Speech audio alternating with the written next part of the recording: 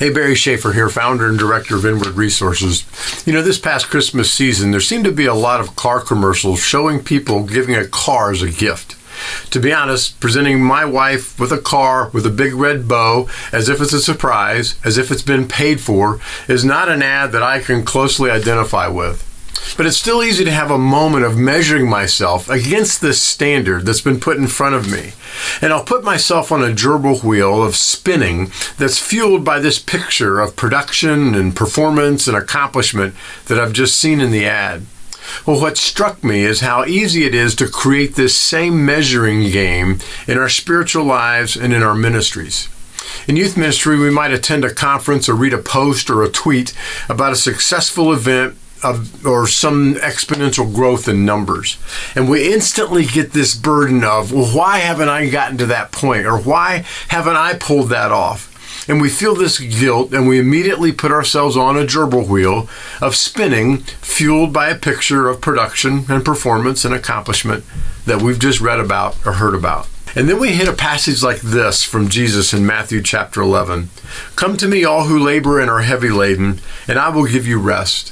Take my yoke upon you and learn from me, for I am gentle and lowly in heart, and you will find rest for your souls. For my yoke is easy and my burden is light." And when Jesus said these words, God's people had been under an oppressive religious leadership. They had created tons of extra rules to keep from breaking the law, the Torah. And these extra rules, which established a system of religious performance, were actually referred to as a yoke, like the yoke of commandments or the yoke of the law. And these rules became a system to measure spiritual performance in which good deeds must outweigh bad deeds for a right relationship with God. And you can see the burden of this type of yoke. And it's in this setting that Jesus says his yoke is easy and gentle and will actually bring rest for our souls. I think these burdensome yokes can easily be placed upon ministry leaders. We measure ourselves against others' success stories. We measure ourselves against a scale that we've been handed or a pile of expectations and metrics. I think, too, we can subconsciously create measuring sticks and burdensome yokes for students.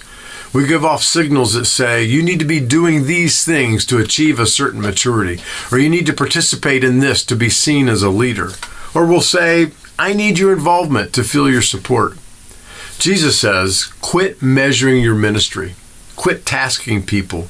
His yoke is easy. His burden is light. To learn from him is to create rest. If the way that we encourage a gospel lifestyle doesn't create rest, we are in danger of putting the exact yoke on people that Jesus was refuting.